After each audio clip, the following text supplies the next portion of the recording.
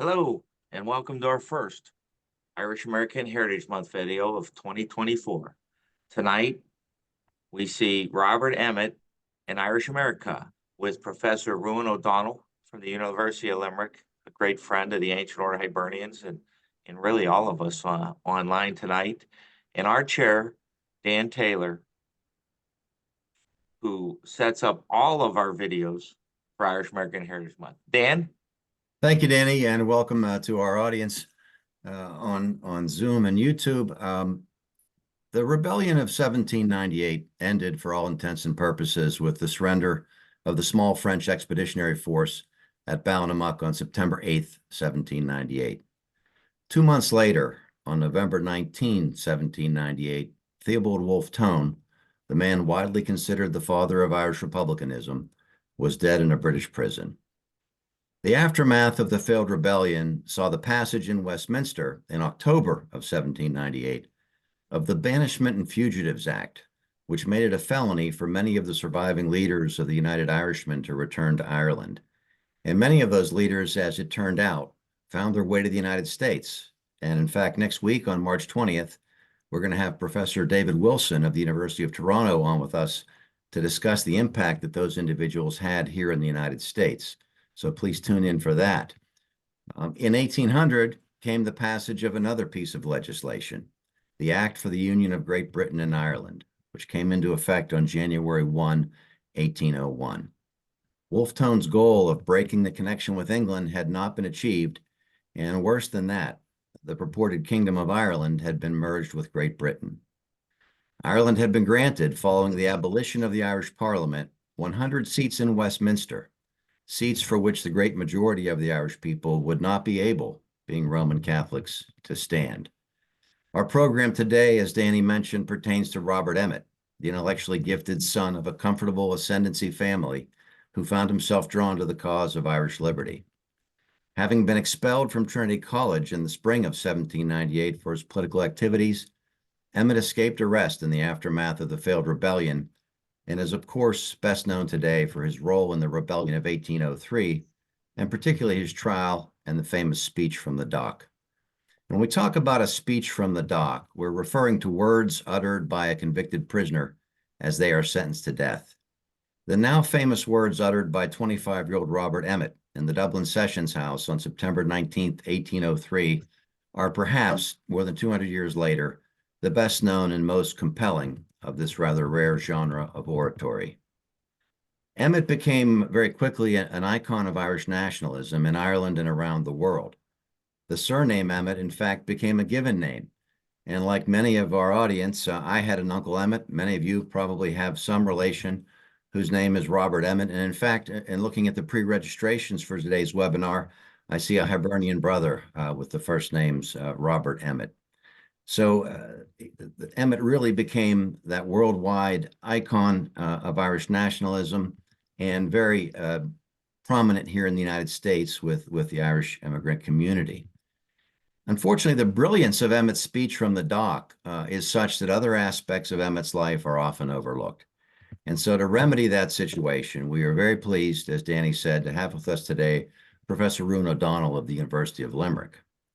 Originally from Dublin, Ruan received a BA and an MA from UCD and his PhD from the Australian National University. He has lived and worked in Limerick since 1998, where he's on the faculty of the University of Limerick. He's a director of the Irish Manuscripts Commission and was appointed to the university's Ireland Decade of Commemoration Committee. His focus academically has been on the history of Irish republicanism worldwide. And most importantly for us today, Ruan is the author of the authoritative 2-volume biography of Robert Emmet, Volume 1, covering 1798, and Volume 2, of course, 1803. On top of all of that, Ruan is a great friend of the AOH, and we're very pleased to have him today. So to lead into our esteemed guest today, I'm going to give our audience just a flavor of Emmet's speech from the dock, the final famous paragraph. So having been found guilty, and we all know how the scene unfolds, Emmet was asked if he had anything to say before sentence of death was imposed upon him. And at the end of this long extemporaneous speech, he came to the final paragraph where he said as follows: I have but one request to ask at my departure from this world. It is the charity of its silence. Let no man write my epitaph, for as no man who knows my motives dare now vindicate them, let not prejudice or ignorance asperse them. Let them and me rest in obscurity and peace, and my name remain uninscribed until other times and other men can do justice to my character. When my country takes her place among the nations of the earth, then and not till then, let my epitaph be written. I have done. And with that, Professor O'Donnell. Thank you very much for that very comprehensive introduction, Daniel. You're a hard act to follow, but who can follow your words of wisdom, and indeed Emmet's from his own fatalistic but nonetheless inspiring speech from the dock. And the whole point about Emmet, there's a reason why he's been revered on both sides of the Atlantic and indeed in some other countries for all these more than 200 years and counting, is because he is someone who strive for democracy, for justice, for common decency in their own country, to persevere at the darkest of hours towards final victory. This is something that was grasped by Young Ireland, by the Fenian Brotherhood, by Clan na Gael, by the Irish Republican movement of modern times. So I did write, actually, as you know, I wrote a substantial academic, quasi-academic 2-volume contextualized biography, and then another book which dealt largely with graphics to Emmet. And that could have been 3 volumes. I mean, I keep coming across more and more images, many of which were produced in the United States of America, because for most of the 19th century, it was literally illegal to do so in this country, Ireland. It would have been considered a form of sedition.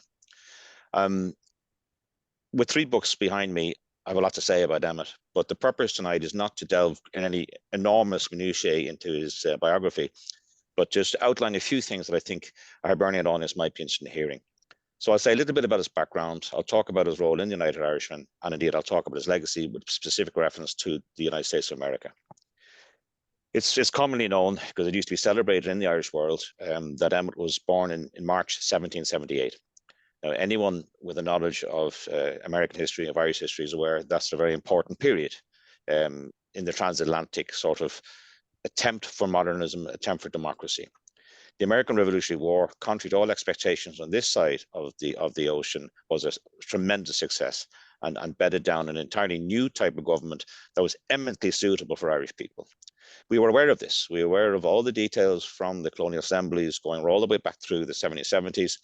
Ireland, and Dublin specifically, had its own Patriot Party, which was an openly pro-American organization that campaigned on behalf of American interests in this country, seeing not just commonalities in terms of, the manners of King George and all of that, but also the inherent unfairness of how colonies within the British Empire were being operated.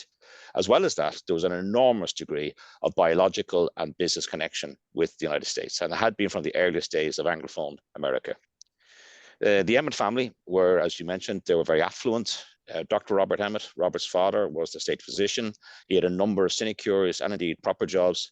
He was considered the leading physician in this country and was indeed quite important in pioneering many aspects of medical science, which Ireland was fairly advanced in due to the way in which you could conduct, for instance, experimentation on cadavers, something that was, you were not allowed to do that in Scotland or England or Wales, for that matter. So we were at the cutting edge of what was happening in medicine, and that became useful later on when William James McNevin migrated to the US as United Irish emigre and became an important figure on the East Coast. More of him later if we have time.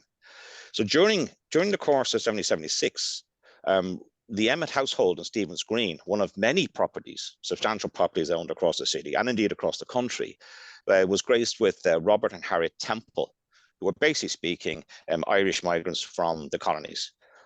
Temple has substantial properties in New York City, most of which he had to surrender. He would be considered technically a loyalist, even though he was personally quite sympathetic towards the democratic cause of the American insurgents. These were relatives of Dr. Robert Emmet. And what's really interesting is that through the line of Harriet Temple, you have the Shirley family. And that is the same Shirley as Governor and General Shirley of Massachusetts and New England. So they had in their house a member of the family of one of the top British colonial administrators on the eastern seaboard of what became the United States of America. And I'll risk a pun at this point. When Christopher Temple Emmet, Robert's eldest brother, married his second cousin, Anne, you had a connection with Shirley Temple. because both those family lines are represented in that house in Stephen's Green at that time. And as I said to you, young Robert Emmet, born into a position of privilege, his family were highly political. They were very well connected. You don't get to be appointed state physician unless you have patronage and support. It's not just a matter of talent in those days. Irish newspapers, as I said, were replete with correspondence and indeed formal reports from what's happening in Philadelphia and other important centres across the Atlantic. There was a substantial transatlantic trade from Dublin, from Waterford, from Cork, Limerick, Derry, not so much Belfast. Belfast was a rising town, but Derry still had an important linkage with, for instance, Philadelphia, as did Limerick City, where I'm actually speaking from right now. So they were very well aware of this, and that's why you could have a patriot party headed by Dr. Robert Emmet. When the shock of the American Revolution was sort of manifested and dealt with of the period of the decade, nothing was the same when it was seconded by the blow from a British perspective of the French Revolution. Because now you had this horrendous concept of the French disease, democracy, taking hold in substantial monarchical, military, wealthy imperial powers. And if France could go under, Britain and Ireland, therefore, could definitely go under. Now, the Emmets wanted this to happen in many ways, because they were supporters of a form of democracy that would basically adopt the best principles of American and French revolutionary politics to Irish conditions, because obviously things were not exactly the same, but they're very kindred, particularly so with the United States. And when 1791, the United Irishmen was founded, one of the key early members was Thomas Addis Emmet, another elder brother of Robert Emmet, who had gone to become, at one point, their president, but also the chairman of their constitutional subcommittee. So you have here something very akin to the group around Adams, Washington, Jefferson. The key sort of intellectual, sort of ideological powerhouse of the American Revolution was replicated on this side of the Atlantic. And it's not a coincidence that in later life, Addis Emmet became a close political ally in the US of Thomas Jefferson. I mean, there's a whole lecture on that for someone on another date. And perhaps Professor Wilson will deal with that. I'm sure he will. Unfortunately, the British government could not afford to lose Ireland for strategic and economic reasons.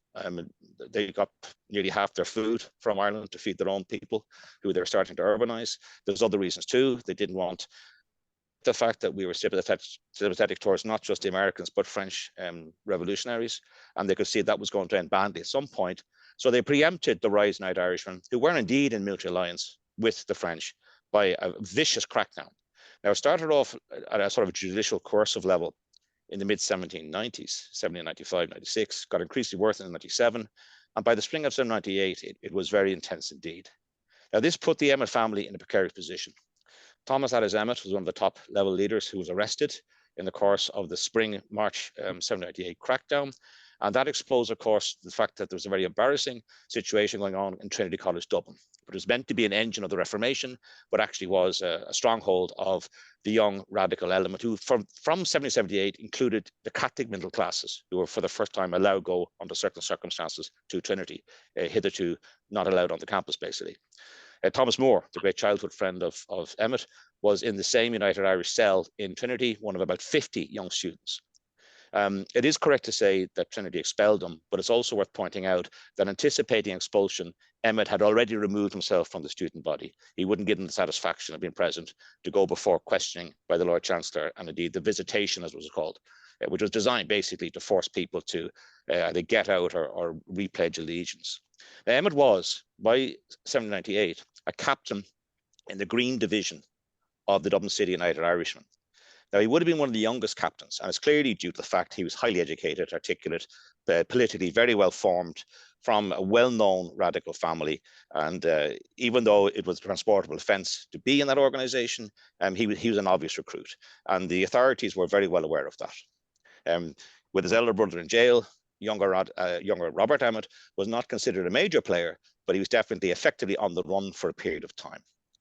Now, just to flash forward, the 98 rebellion itself was a colossal affair. Something like 30,000 people killed in the course of the summer, particularly in May, June, July, August, September 1798.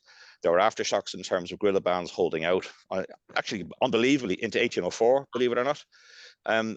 Robert Emmet was part of the city reduced but nonetheless functional leadership that lent logistic support to the rebels in the field, including Francis McMahon of Angel Street, and a close Emmet family friend, who ultimately went into exile, smuggled into the United States, into New York, and someone should trace down his story at some point in time. He was a colonel of the Green Division, in which Emmet was a captain.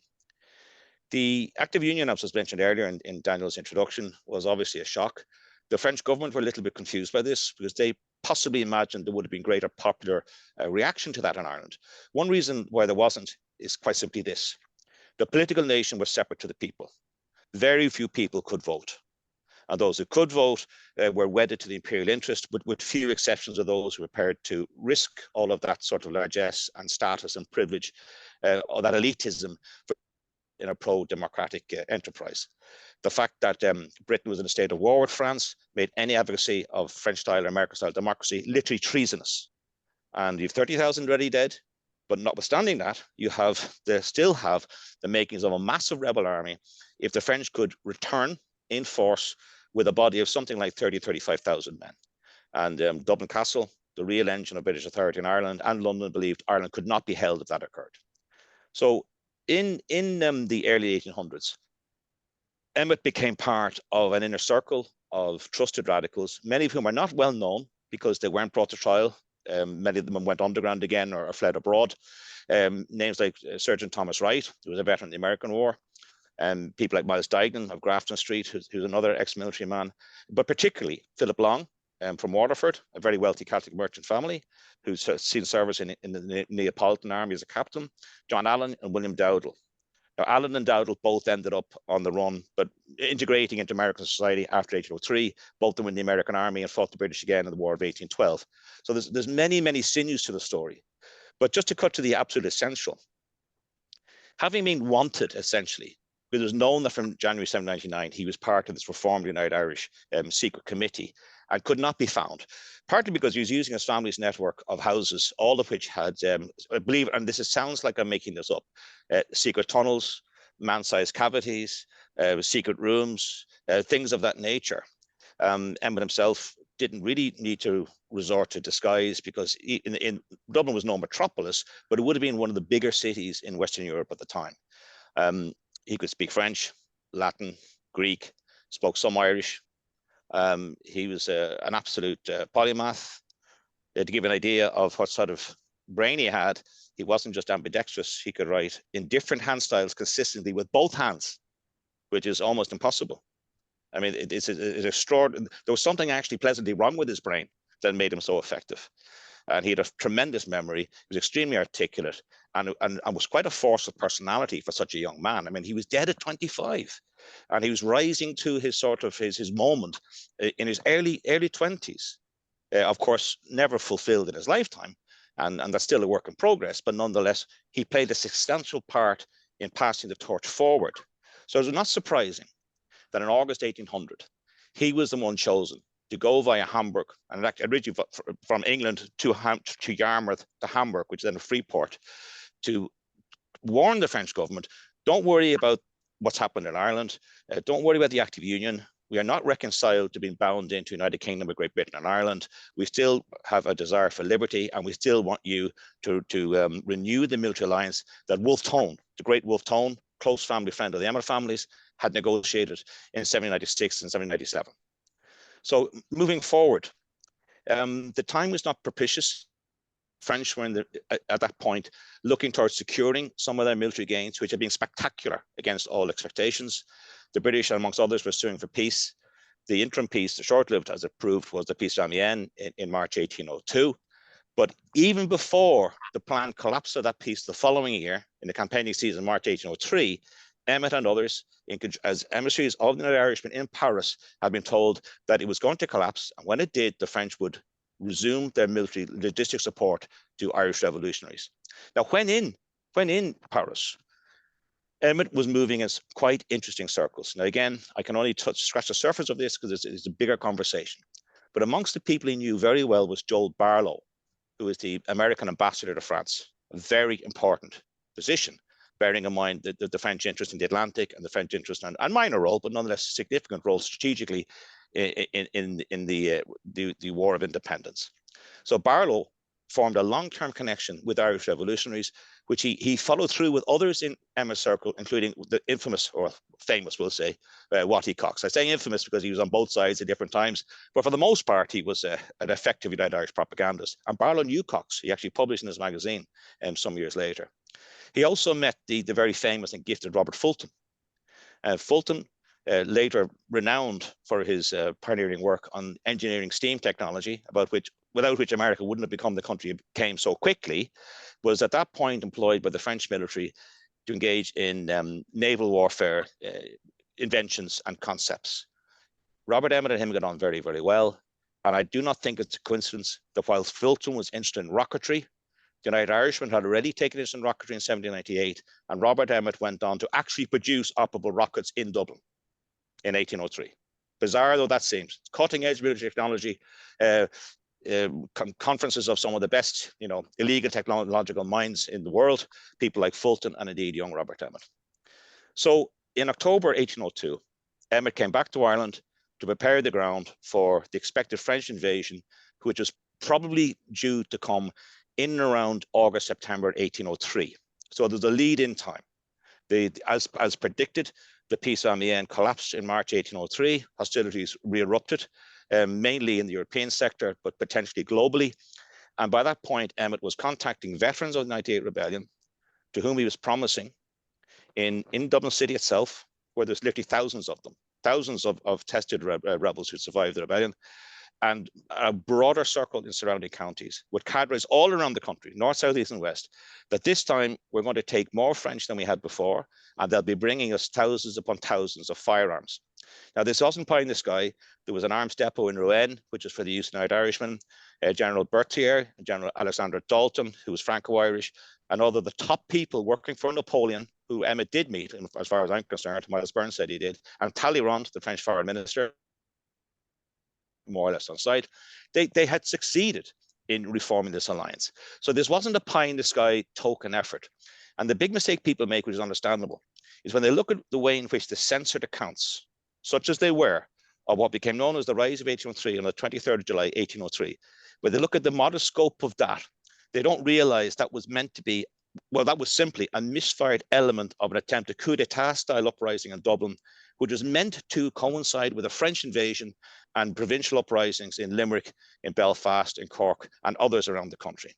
So in terms of planning, it was complicated. It might have been too complicated, but it actually worked better than people realized. So what happened in July 1803 was the first time a substantial coup d'etat had been attempted in any European city. And the results were quite interesting, because if you're relying on going for command and control targets as they were, in other words, to isolate the commander-in-chief, kill or capture him, to isolate the Lord Mayor by going into his mansion house residence and killing him or capturing, to destroy the artillery barracks at Island Bridge on the outskirts of Dublin City, as part of a big military complex in that part of the South City, to hem other forces into their city barracks by means of barricades, by improvised explosives, and they had them, and they were found, and the British were amazed to see what the Irish had been up to when they gained possession of some of the weapons that was being developed, to utilize implosions, planned implosions, and simple things like spiked chains. If you've got spiked chains across the street, cavalry is not going to be coming at you. Cavalry does not want to operate in a city environment anyway, and it's going to be next to useless if you've changed and guarded the bridges with explosives and spiked chains. Now, it misfired, but Emmet's role in this was critical. As part of the four-man directory, they developed a system of warfare which was generations ahead of its time. I'll just move towards an end here, because I gather you probably want to ask me some questions and take some perhaps from your audience. Much of what Emmet was doing, we don't really know. We've got scattered accounts, which are from the government perspective, for those who've been compromised. Sometimes you have accounts written 4, 5, 6 years later. Collectively, it's a lot of information. But as what always is the case with piecing together a masterful conspiracy, you realize you're only seeing the tip of the iceberg. And I'll give you an example. In a successful repeat of what had been attempted on the 23rd of May, 1798, when it didn't work, but in a successful version of that attempt, on the 23rd of July, 1803, every major road route out of Dublin City was compromised by the rebels. Now, because they weren't attacked by the military, or the pro-government, well, they're militia type, but they're yeomanry, but effectively well-affected militia, because they weren't attacked. No one got killed. There's no skirmishes, but it was 100% successful in cutting off the city, right? They did use rockets, but by the time they came to the view, the downtown element of the conspiracy was not likely to thrive. And indeed, it might be a waste of resources to expose everyone in something that wasn't going to work, but they weren't interested in gestures. They wanted to do this for real. They'd only gone ahead on the 23rd for a combination of two reasons. One was that a depot that had been established on Patrick Street, which is just on the fringe of the inner city of Dublin, close to the Liffey, spontaneously combusted, or at least that's what appeared. It was almost certainly an industrial accident. Cannon powder has been used to make explosive rockets as opposed to signal rockets. Ignited, one man was killed, another man seriously injured. The United Irish leadership miscalculated. They overestimated the capacity of Dublin Castle, their enemy, to comprehend what was happening. And it was only in hindsight that Dublin Castle had any inkling of the level that was going on. There was no significant infiltration whatsoever. Now, of course, they weren't stupid. They knew the United Irishmen were reorganizing. They're expecting that. But they also expected nothing would happen if the French didn't come. Now, that was the plan. The plan was don't act until the French came. But they, I'm not going to say panicked, but certainly Emmet's coterie overreacted when the secret of the Patrick Street depot got out, and they felt that the other depots, which are dotted around the cities, they had 12 or 14 of them, and only 3 or 4 of them were ever identified. The rest have never been found. They're probably still there. So it makes it a very dangerous, dangerous prospect to be dropping too many pylons and pile driving for high-rise buildings if in parts of Dublin, because you could be landing on 200 pounds of decayed cannon powder. But anyway, they overestimated. In actuality, the Dublin Castle was so confident that nothing would happen that when they heard reports on the 23rd of Emmet's men rising to encourage the French to come immediately with what they had, instead of waiting until August, so they presumed that they were nearly ready to come. Turns out that they weren't. They didn't have modern communications. It took sea travel to establish any form of dialogue over time. The basic plan wasn't too bad, but they did feel they could take Dublin under the right circumstances. Now, most people tell you it was a dismal failure. It didn't achieve its aim. But that was the old-fashioned view when people didn't know what it was actually designed to achieve. Here's what did happen. Between the hours of approximately 6 o'clock and actively from 9 till 11:30, all of the south inner city was in rebel hands. Army headquarters were cut off from Dublin Castle. The Mansion House had been compromised. Dublin Castle could not be entered or left. They had paralysed the civil and military government in Dublin for a period of hours. And if a few other things had gone right, we would have had a very famous, historic city-based uprising, and possibly, I don't like speculating, the thousands upon thousands of United Irishmen who had survived and were reasonably well equipped in other centres could have done something. Now, they were never going to prevail against the British military in earnest unless the French arrived to assist. That wasn't going to happen. You could have taken the city, but you couldn't have held it. Miles Byrne, the very respected Wexford leader, was sent immediately to Paris. By the time he got there, things had fizzled out. And ultimately, that fleet did not sail for Ireland. But we know from the French naval archives that it had been intended to do so. So it was a serious, mature, sophisticated international conspiracy. Now, I mentioned Barlow earlier. In the event of even temporary ascendancy in Ireland, one of the first things that the United Irishman government would have done would have been to send emissaries to the United States and to Paris seeking recognition of the Irish Republic. If someone like Barlow had advocated the recognition of the Irish Republic in the United States of America, it would have put Britain in danger of a state of war while France was undefeated with the Americans as well. And this is not impossible, bearing in mind they did go to war in 1812. So it's not as far-fetched as it sounds. The French recognition was assured because they were part of the conspiracy. So that level of diplomacy had been in operation. Another key member of the Dublin City United Irishmen, originally from Belfast Presbyterian, Samuel Nielsen, he'd been sent to New York to set up a pro-United Irishman newspaper in late 1802. Now, unfortunately, he caught yellow fever in New York City, died from it, and is buried in Poughkeepsie up the Hudson Valley. So that didn't happen. But the aftershocks of 1803 did reverberate in the US for a number of reasons. And I'll bring this to a close now, and I'll take any secondary question you might have, Daniel, or others.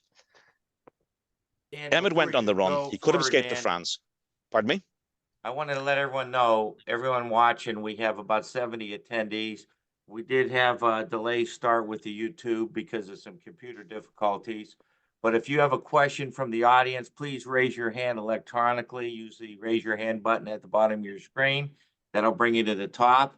I'll turn it over to Dan Taylor for questions, and then we'll take it from there if we have any from the audience. But go ahead, Dan. Okay, Ruan, we're making a final thought, I think, before we get to questions. Go ahead, please. Well, the simple final thought is this. As you pointed out, Emmet personally met a sad end outside St. Catherine's Church on Thomas Street, which for those of you who know Dublin at all, is right beside the Guinness Brewery. It's the city side of the Guinness St. James's campus. He had the previous day, as you mentioned, given his famous speech from the dock, and he was conscious of the word epitaph, which he used very advisedly. And there were many people who often assumed this was a literal epitaph. And indeed, that could be translated into a monument or his name being carved somewhere, plaques and such things of that nature. Well, there was nothing wrong with that. But of course, his epitaph was the Irish Republic. Now, without getting too complicated, his brother-in-law, Robert Emmet's brother-in-law, was a United Irishman in 1803. He became the lawyer to the Young Ireland organization in 1848, one of the main lawyers. The emigrants of the Young Ireland organization, Paris and then New York, they're the people who founded, out of the Emmet Monument Association, a coin name for achieving the Irish Republic, the Fenian Brotherhood, which later was reorganized as Clan na Gael. So without any of this, you're not going to have the 1866 to 1872 Irish American raids into British colonial territories in what's now called Canada, where the flag they carry said, remember Emmet, and the badges on their uniform was Irish Republican Army, which is the Fenian Brotherhood at War, is the IRA. Emmet was, as early as 1805, there was a Philadelphia edition of Emmet's speech from the dock, a very faithful one. There was other in circulation that were deliberately produced with poor grammar, just try and reduce the efficacy of his oratory. It's not for nothing that Abraham Lincoln learned that speech off by heart and was one of his main party pieces. His speech was tremendously famous amongst learned communities everywhere.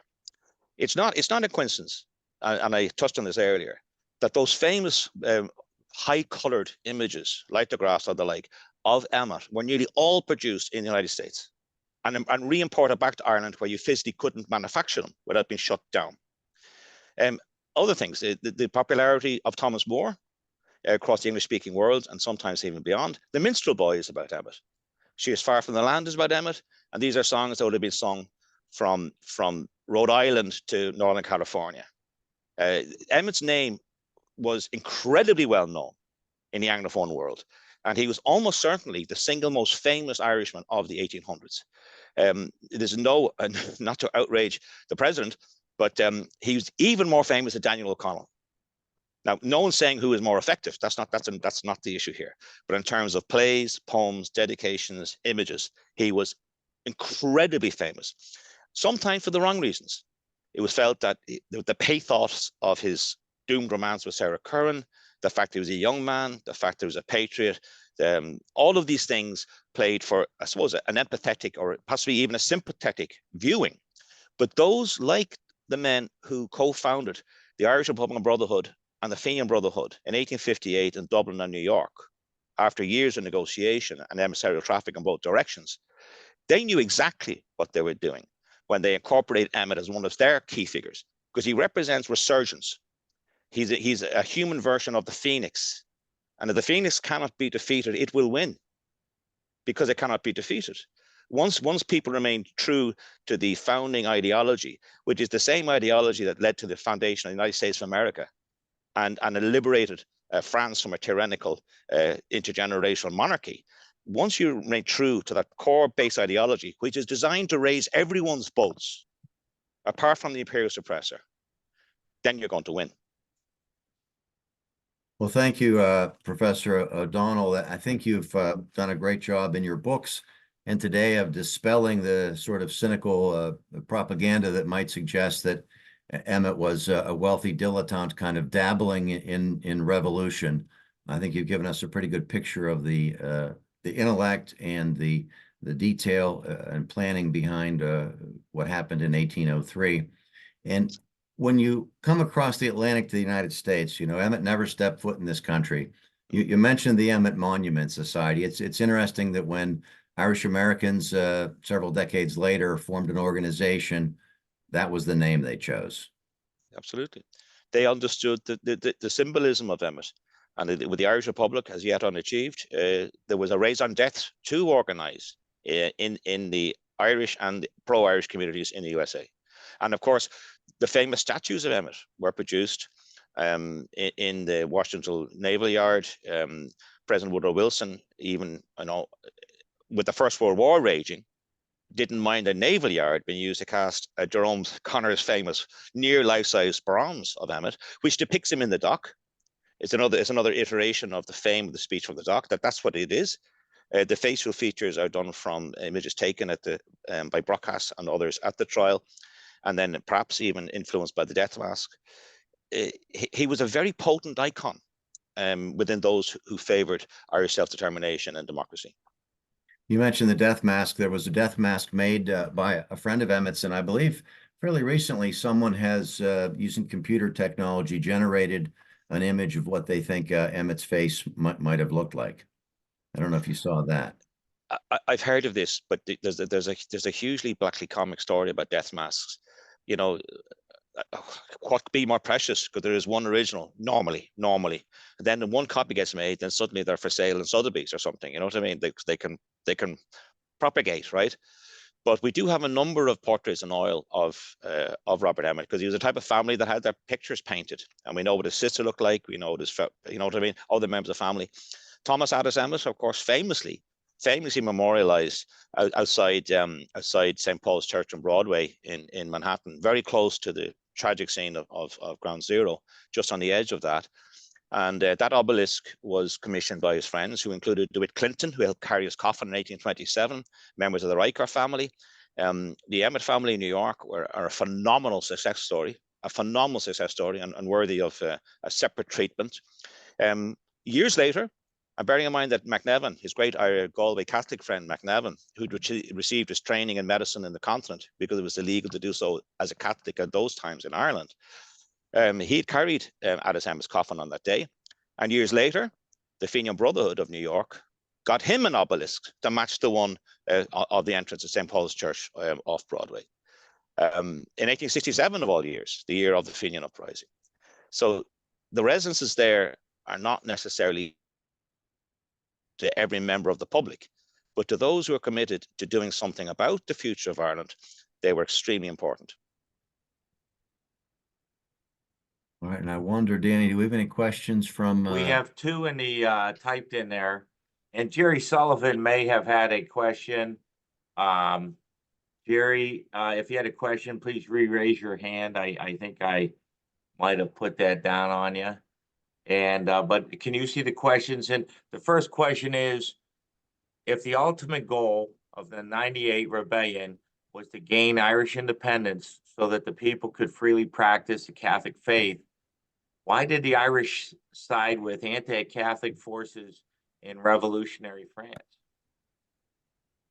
Well, that's a very good point. And the Irish republicanism is closer to American than French. For instance, the French believed in nationalizing all church property, which meant effectively nearly all that's going to be Catholic property at that point in time. And there was an exception, though. The exception was the Irish College in Paris, which is the only substantial church-owned property that wasn't nationalized because of the affinity with Irish situation. So yes, the France did go through a phase of anti-clericalism and things of that nature, but the United Irishmen were looking broader than that. 80% of the Irish population, at least, was Catholic, and in those days, fervently and devoutly so. About another 10% was nonconformist Protestants who had been mistreated by the Anglican ascendancy. Now, prior to 1778, 3% of the population had 100% of the political power, and they were the landed members of the Church of Ireland, the Anglican peoples, right? And no one else did. No one else had any political power whatsoever. There was some mercantilism, there was other forms of success in society, but you could not vote and you could not stand to be elected. So we have to cast our minds back as best we can, and we're never going to get it right, to consider how would you view issues like that in the 1790s. Well, the United Irishmen believed in universal male suffrage, which was unheard of. They believed in the separation of church and state, but not the suppression of anyone's religion.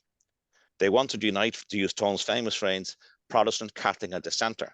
Dissenter being the 18th century term used by the Presbyterian community in Ireland, who were particularly strong in counties Antrim and Down and in parts of North Armagh.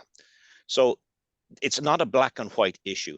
Was it worthwhile fighting for the French as we did in the Irish Brigade and the Irish Legions?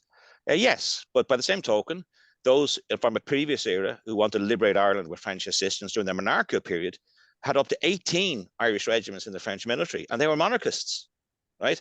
At one point wanted to restore the Stuart dynasty because at least it was more legitimate than the Williamite travesty. So they were men of their time. And if you take it back even further, go back to the Flight of the Earls, my own family and the O'Neills, who are you going to deal with? If you get the back of the papacy and the Holy Roman Empire in those days, you can do great things for the common good. Argue about the nitty-gritty of what's staying open, who owns what. Thank you. And then Vince Donovan just commented, he's 89 years old, and his mother often spoke of bold Robert Emmet. So clearly, as you mentioned, his popularity, that struck a chord there with Vince. And Mark Barrett asks, he says, first off, thanks a million. Could you comment a bit on Emmet's relationship with Sheriff Curran and clarify a bit of the history from romance? Thanks a million. So it's not Valentine's Day anymore, but we'll let you answer that question. Well, Sarah Curran, who had a very sad life, it wasn't all doom and gloom. She was definitely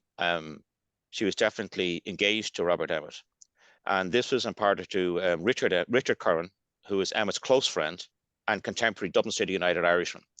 Now, the father of the young Currans was John Philpott Curran, and Philpott Curran was the first Catholic Master of the Rolls, a very senior legal office in those times in Dublin. And in the event of proper full emancipation of Catholicism, which didn't happen or start to happen really till 1829, there were some incremental steps in the right direction, but it wasn't until 1829 that all civic barriers were removed by the state, or for self-interest. They were afraid of revolution again. John Philpott Curran was the leading Catholic lawyer. He was very sympathetic towards the United Irishmen, almost certainly was the United Irishman at one point in his career. However, he disapproved of the level of violence utilized by the French government against their own population and others. Now, these things are all relative, of course, depends on all sorts of contexts. He did not want his daughter, his beloved daughter, who was also from a house that there's oil paintings of her, carrying on with a man who spent most of his 20s on the run or in league with the French, trying to bring revolutionary violence to Ireland, albeit in a cause he supported.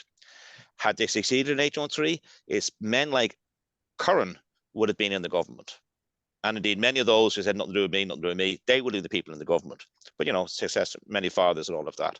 Yes. They were engaged. There's some theories that it might have been more than that. I don't believe that she was pregnant at that. I don't think that was likely at that particular time with social mores and practicalities. It is true that he was arrested in Harold's Cross in a safe house. And he was in Harold's Cross partly to pay a visit to her. They had moved in similar social orbits, and indeed their families were very closely allied. I mean, they would have known each other most of their lives. Her father, to distance himself from career-ending scandal, sent her to Newmarket in Cork, but first to a Quaker family, the Penroses in Waterford, I think Waterford, and then up to Newmarket to her mother's family. The mother's family from Newmarket, County Cork, where after some dithering and toing and froing, she had a fairly short, curtailed life. She lost a child in tragic circumstances, having married. Now, you'll be told a British Army officer, well, in the Imperial Forces, but he actually was Irish. She married an Irish officer in the Imperial Forces, which there are many, but their infant child sadly died. And she does not appear to have come out of a sort of a downward spiral of health arising from that. And I've been to her grave in Newmarket, and anytime you're in Ireland, you should do that. It's in the very interesting area in the sort of the greater Slieve Luachra area, a very traditional, deep Irish culture, partly planted by Cromwellians, but only in terms of taking the land. So the head tenants and their owners became Cromwellians, but the people are as they were for 1,000, 2,000 years. And it's of those people that people like Curran came from. It's a sad story. Thomas More, who knew them both well and knew Philippa Curran well, wrote, she's not named and she's far from the land. That's about her being in exile with her husband on military duty. If she'd been named, the song would have been banned. If he'd said that the Minstrel Boys are Robert Emmet, the song would have been banned, right? Moore sort of got away with it by signing the declaration at the visitation of Fitzgibbon, who was not well liked in this country, or at least wasn't in the 19th century, to Trinity College in April 1798. He signed, Robert Emmet didn't. My feeling is he was consumed with guilt that he hadn't stood up for his own political principles. He prospered from that, and I suppose you couldn't blame a guy for trying to survive. But his act of recompense was to ensure that middle-class English people were singing about Robert Emmet and Sarah Curran in their drawing rooms and in their mansion houses. That's very interesting. And, you know, I thinking back to the French connection there, I should have called and woken up Louis Guillaume, who visited us in the fall, and he could have given the French take on that story. As we wrap up here, we are going to close with the video. Chris Cook has found the video with the speech from the docks, and there's a statue in that video that is one that's in Emmetsburg, Iowa, and there's 3 copies of it. One's in Dublin, one's in DC, and one's in San Francisco under the bridge. But before we go to that, Jerry Sullivan had a quick question, and then we'll let Dan and you go to closing comments, and then we'll have that closing video. But Jerry asked if the speech from the dock has been translated into the Irish language. That is an excellent question. And it's actually never crossed my mind. That's an excellent question. I'd lay money it has been, but I cannot swear to it because I don't know it for a fact. If it hasn't, it should be. But since it came up, one of the more colourful post-war impresarios and actors and large-than-life figures in the Dublin theatre scene was Micheál Mac Liammóir, who invented a Gaelic name of his English name because he was English. And Mac Liammóir went to the trouble of recording a famous version for record that was of Emmet's speech from the dock. So you'd be surprised how many people were interested in that particular thing. And the final thing I'd say, since I have a chance for 30 seconds, if you go to the Pages Memorial in Waverley Cemetery in Sydney, which is the big Irish Republican memorial in Sydney, it's spectacular. It is the bones of Michael Dwyer, the Wicklow rebel leader, are there. And he knew Emmet, by the way, as did his wife Mary Doyle, who's also buried with him. On the rear wall, there's a name of 70, I think it's 79 names, and a space in the middle of those names. So all the names are carved, and you got this blank, a rectangular blank. That's been saved for Robert Emmet. That's been saved for the achievement of the 32-county Irish Republic. Very good. And then there was a question on what happened to Emmet's body after he was executed, correct? Executed? Yes. Well, that'll only take me 45 minutes to go through, but I'll give you the quick account. An arrangement had been made. Mike Tierney had that question. So great question, Mike. It's too good. It's too good for this time of our session. We can have a whole session on this if you want sometime.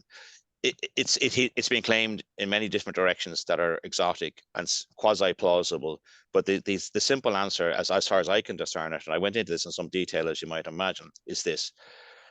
Reverend Gamble, who was a Protestant priest, originally a Catholic, but a very liberal-minded man, was a close friend of the Emmet families. Emmet's mother was so disconsolate that he had to attend to her and not attend as closely as had been planned to the treatment of his body after he'd been hanged to death and then decollated. His head was removed after the fact, posthumously. It's not true to say that the head was separated from the body, other than the fact it was, amputated, right? Because the body wasn't claimed by the family, which was deemed to be, I suppose, a kindness, because they were very socially prominent, remember, and they knew everybody. They were later some very powerful British families as well as powerful Irish families. The body was buried in Bully's Acre, and as the name suggests, it was sort of informal, pauper-type grave beside the Kilmainham prison where he had been held. The body was removed within a day or two under the supervision of Gamble and placed almost certainly in a grave secretly in St. Michael's Church on Church Street. When, on the occasion of the death of Marianne Emmet, Emmet's sister, the family were stricken with all sorts of unfortunate premature deaths, the Jackson family, who were top Dublin City United Irishmen grouping and close friends and neighbours and colleagues and comrades of the Emmets, Jackson and other City United Irishmen, with the same gamble, removed Emmet's body from this temporary grave in St. Michael's and put it in the family tomb in Angel Street with that of his sister. And one of the reasons this seems plausible to me is this: A, there's an account of it happening, which seems to make sense. Secondly, we know that Marianne Emmet was uncontroversial, the family plot in Angel Street in Dublin City. But there's no record in the church books of that happening, even though it did happen. It was reported. Ergo, there's something funny going on. And moreover, they buried her at night. Now, who wants to have a funeral at night? No, who wants to have a funeral at all at any time? But I'd rather not have it at night. Okay, and that was probably to facilitate the fact that the brother went in too. Now, his descendant, from a collateral descendant from the Alice Emmet line in New York City, at the turn of the previous century, was given permission to undertake some excavations on the site. But the problem is this: Angel Street is now fairly level. It used to be undulating, and most of the hills were filled in with ground raising and just basically make it more efficient in the manner it is now. And amongst the tombs, deeply buried and obliterated, is the Emmet family tomb. Now, it would not be impossible with modern technology and DNA, amongst other things, to have a proper archaeological search for that. But my gut feeling is that that's not going to happen. Now, this also gave rise to some of the mystery and pathos of the Emmet legend as opposed to Emmet history. Where is he? Did Dr. Edward Trevor stick him in his family vault? Is his head down in County Kerry for another association? Very unlikely. It's very unlikely he's under about 15 feet of earth in Angel Street, across the road from where he used to live. Very good. And then Michael Cohane did comment that the statue in San Francisco was unveiled on July 20th, 1990, on the occasion of the president of Ireland, Eamon de Valera, was there as part of his fundraising. And the belief is that the Ancient Order of Hibernians had a lot to do with putting that statue in place. So we want to thank Mike for that. And I think we got the ball. Oh, we do have one last question from Butte, Montana, or a comment here. Clonagale burial site named the Robert Emmet Literary Society, and is a site for the burial of a single man of the society, most of whom were underground miners in Butte. So his impact is everywhere. And so what we're going to do here to close out, we're going to call on Sean Pender, our National Vice President, good friend of Ruan O'Donnell's, and then we'll go to Dan and then to Ruan, and we'll catch that quick video. Go ahead, Sean. Thank you. Thank you very much, Dan, for putting this together. A great way to start this webinar series. And I hope everyone listening can get this out to their membership. Remember, it'll be up on our YouTube, and it's been really a great hour. I just think the comments of Mike and Jerry just recently, you know, from Montana and California, for a person who never stepped foot in America, you know, speak volumes of what Robert Emmet meant to us. I've had the great pleasure of spending time with the good professor in Limerick, and I strongly recommend it. He's a man who really has a great knowledge of the Irish history, and our own, of course, Dan Taylor is our subject matter expert. I only wish that one day I would be on Who Wants to Be a Millionaire and have an Irish history question and have you two guys as my phone a friend. Phone a friend, there you go. But thank you very much for this great start to the Irish American Heritage Month history webinars. And Ruan, look forward to seeing you sooner or later. And Dan, thank you for a great start. And like I mentioned, let's get this out to our members and our divisions and our boards so we can all learn from it. Good evening.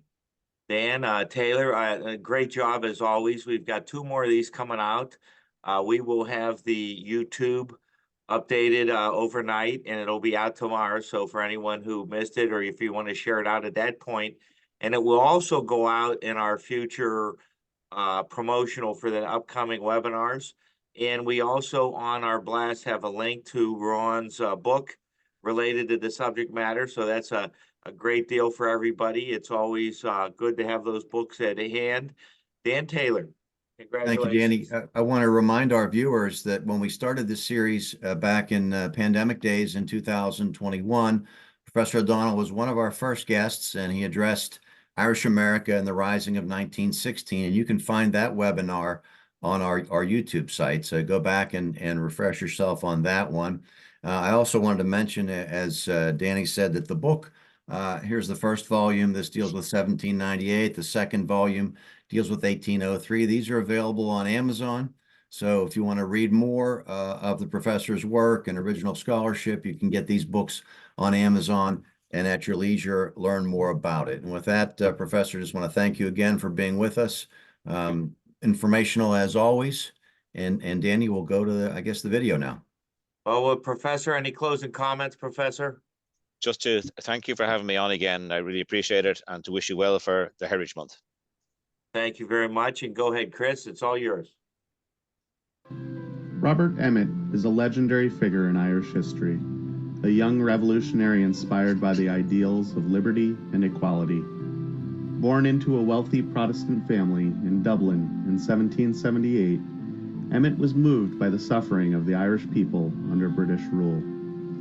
In 1803, he led a doomed rebellion aimed at liberating Ireland. Captured and tried for high treason, it was at the dock where he made his unforgettable speech, immortalized in the annals of Irish nationalism. In what has become known as his speech from the docks, Emmet declared, "I have but one request to ask at my departure from this world. It is the charity of its silence. Let no man write my epitaph, for as no man who knows my motives dare now vindicate them, let not prejudice or ignorance asperse them. Let them and me rest in obscurity and peace, and my name remain uninscribed, until other times and other men can do justice to my character. When my country takes her place among the nations of the earth, then, and not till then, let my epitaph be written. I have done." These words have echoed through time, capturing the enduring spirit of Irish nationalism. Emmet was subsequently executed, but his ideas lived on, inspiring future generations to continue the fight for Irish freedom. While his life was tragically short, Robert Emmet's legacy is eternal, a symbol of the enduring struggle for justice and independence that has marked Irish history for centuries.